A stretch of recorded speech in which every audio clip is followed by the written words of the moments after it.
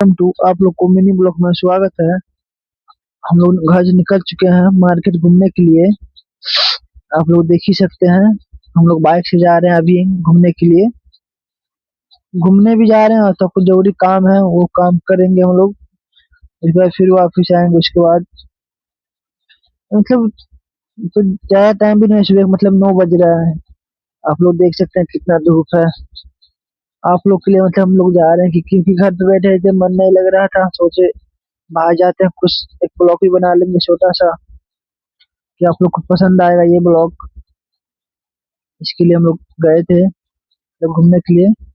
मुजफ्फरपुर में भी हम लोग हैं मतलब घूम यहाँ पे आरडीएच कॉलेज के पास। आप लोग कमेंट में बताइएगा कि जगह कहाँ का है, किस जगह का है। आप लोग को एक मंदिर भी दिखा होगा यहाँ पे। आप लोग कमेंट में बताइएगा कौन सा मंदिर है।